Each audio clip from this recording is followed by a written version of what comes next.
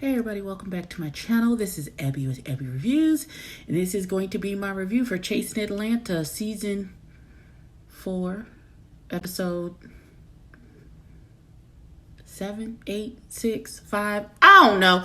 It'll be in the description. I don't know. I'm not looking at it right this second. So, let's jump into the foolala, shall we? Yes, let's do that. Pause. Okay, so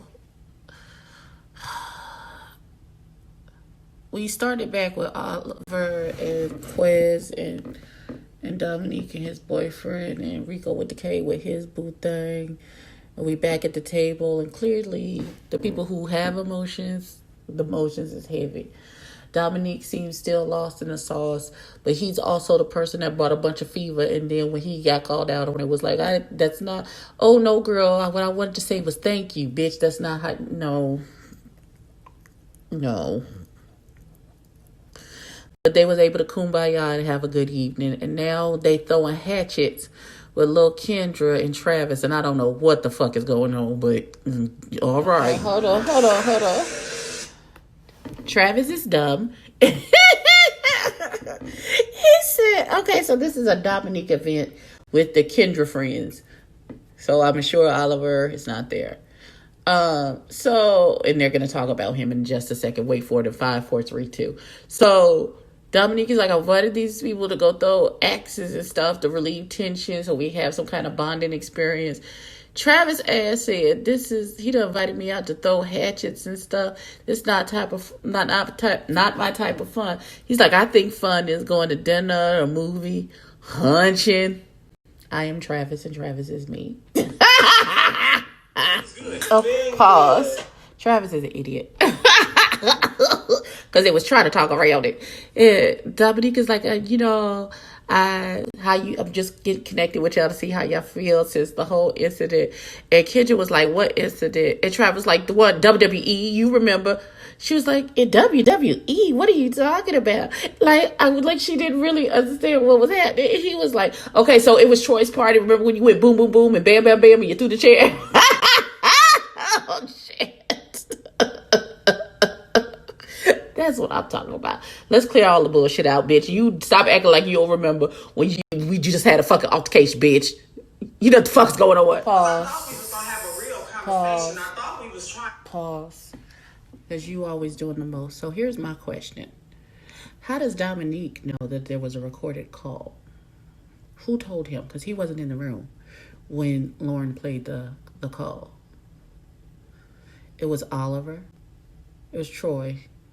It was Lauren. How does Dominique know? How does Dominique know to be able to turn around and then run and tell Kendra? Anyone? Anyone want to answer that question at all? Anyone at all? Nobody else wants to know the answer to that? Okay. First of all, nobody said anything about between your legs, except that they don't know, because it's none of their business. Once again, Kendra proving that she needs to go sit on someone's sofa. Why are you standing up and clapping and all of this stuff with people? No, you don't have an art with anybody at that table. So why is you at a 50? Why are you at a 50? Why? It's just, oh my God. I'm sick of this one too. That one, I'm sick of him. Stop carrying bones, young man. Please. And this one want to pay a peacemaker so bad. Travis is like, why is this even happening? Why? Jesus. Pause. So now everything is Troy's fault. Then Dominique says Troy tried to fight him. When did Troy try to fight you, baby? When? And this pole baby here, he talk about Troy did what? Troy tried to do what? And what was you going? Oh my God, this is so stupid. This whole thing is stupid. Okay, pause. So Travis says he's having this all-white rejuvenation party. He said, and I quote, because I feel like this is going to come back. I feel like this is going to come back. He said, this is not a time for you to hash out your issues. This is not a time to people going kumbaya and resolve nothing. This is just a time for us to come together, rejuvenate, meet, meditate, get our cards read. That type of thing. This is to be a good time. Nobody's solving any world peace problems. None of that. This broad is going to come there and turn this whole fucking party out. I can feel it coming. This bitch is already talking about, I just got questions that need answers. Bitch, that's not what the fuck this party is for. But as she doesn't care about anything else that's happened in anybody else's event that's happened so far in the last 2 seasons, she gonna come and show her ass and act out at this one as well. Wait. Pause. First of all, Cameron, I know you ain't motherfucking talking about nobody. Did you have that same energy when Sky approached you? You did not. So I'm gonna need you to sit the fuck down and shut up before we go call him to come get you and gather you back together. We don't need any of this bravado. Boy, if you don't, boy. And then this one was just all in Kendra face, talking about Troy was trying to fight him, and now you grinning at Troy face. Bitch, okay. All right. The flip-floppers. Look at flip and flop. Look at them, flip and flop. Because normally I would agree with the Monty Van Zant, and I agree with her about most of what she said with Oliver, except for this, about the recording of the conversation with Lauren. Let's rewind to the beginning of this season when Lauren and Oliver had a conversation about him meeting Dominique that was recorded for the show. It wasn't a secret recording, love. It was the recording of the scene that they did at the beginning of the episode. So am I drunk? Am I the only one who remembers that Lauren and Oliver clearly sat down, was in the middle of some concrete mall structure, and they had a whole conversation about him meeting Dominique and Dominique having an issue with him? It was recorded for the show. That was the recording that he was going to show. So I don't understand. That was my only nitpick. Because she's making it seem like Oliver secretly recorded Lauren and then turned around and showed and then offered the recording to Dominique, when it was clearly a recording of the scene in the beginning of the season. We've already seen it. What are you talking, darling? What are you saying? That's not how. Okay, okay. I'm not gonna nitpick because this is not even part of the actual show. We're gonna pause. So we went with Oliver to Dr. Heavenly's house to film a segment with Funky Dineva and T.S. Madison and Dr. Heavenly. And Oliver talked about his gratefulness and being able to be a content creator and have these clients and stuff and be able to do all of this. And then that's great, wonderful, perfect.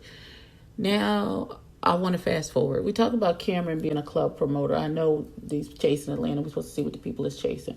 That's great. I'm trying not to seem ungrateful for having people doing work scenes. But I want to fast forward all of this. I don't know what the fuck Cameron is talking about. And frankly, I don't care. But I'm trying to be nice. Okay, Cameron, good job with your little club event.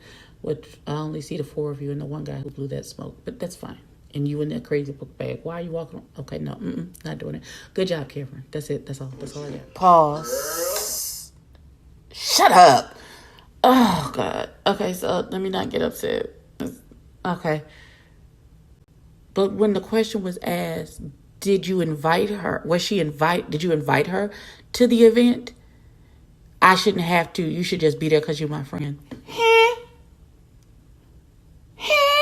That's not how it works. That's not how it works. What the fuck are you talking about? You know what? No. Hold on. Say it again, Travis. Hold on. Say it again for the people. You're here in town, but you're not here supporting. Hold on. Because I fast forwarded too. I rewound it too much. So I'm sick of Dominique stirring the pot every time he gets somewhere.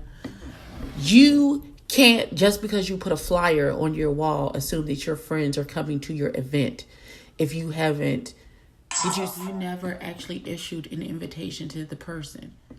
Posting a flyer on your social media is not an invitation for your friends to come to an event.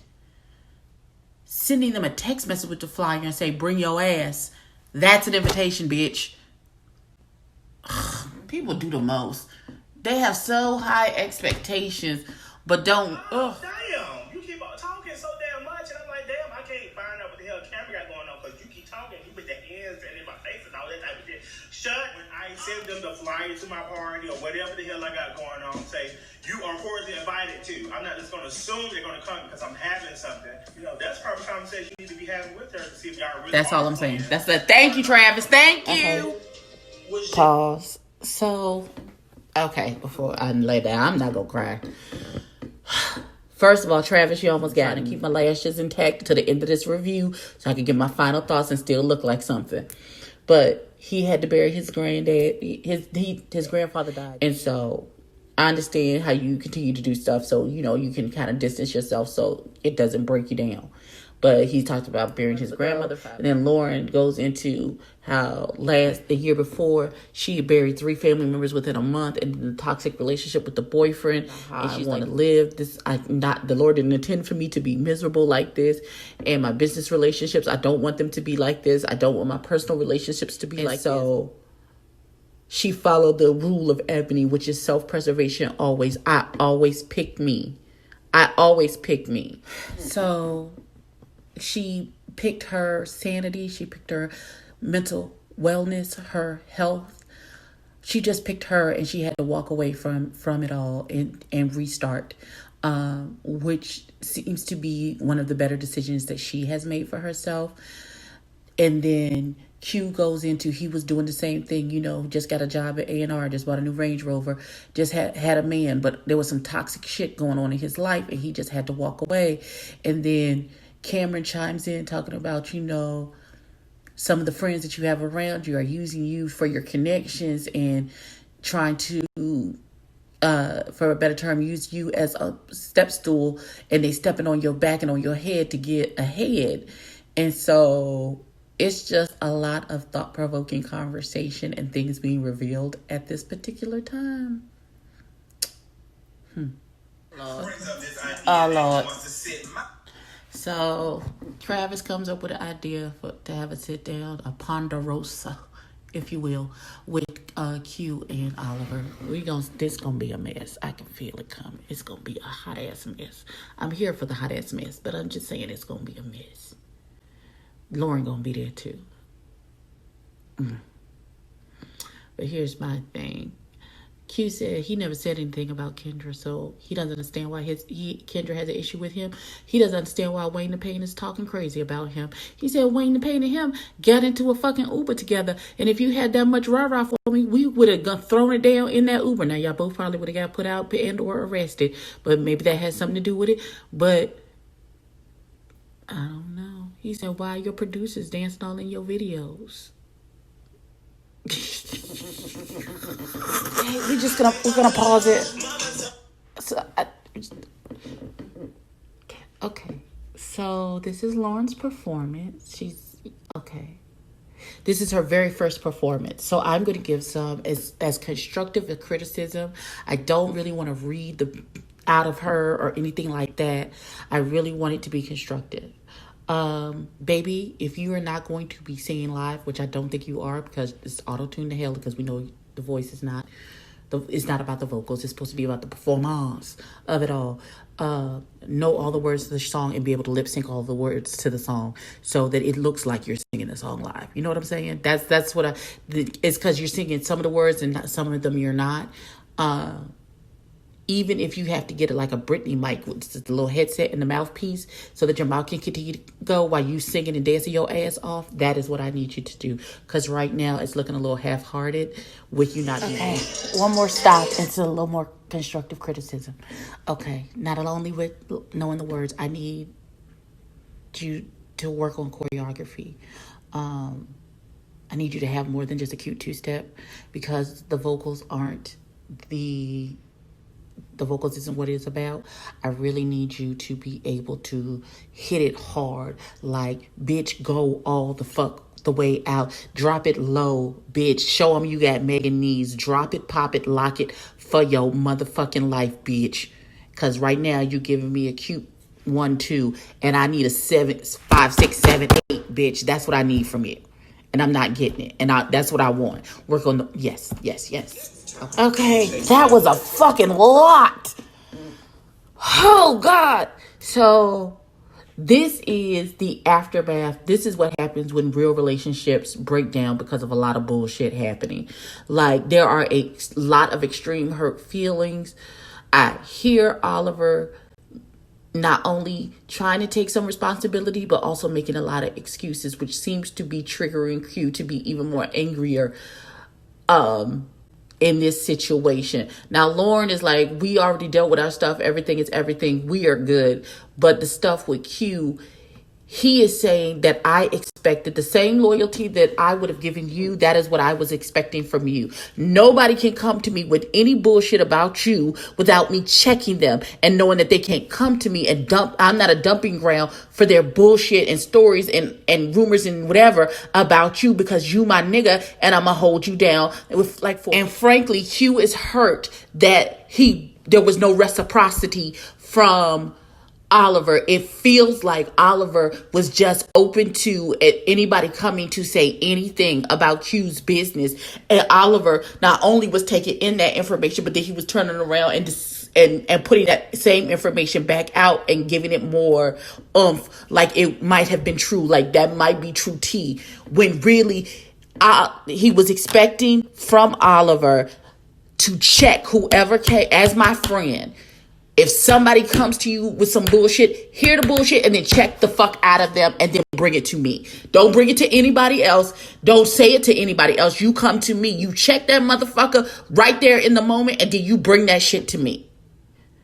The same thing that he did with Dominique was like, child, I don't know. And then immediately turned around and took it to Lauren. That's exactly what he should have done in this situation. And Olive and Q was hurt, and rightfully so. And then we end in the middle of this. And now I'm going to have to wait until episode 9 to see what the fuck is going on.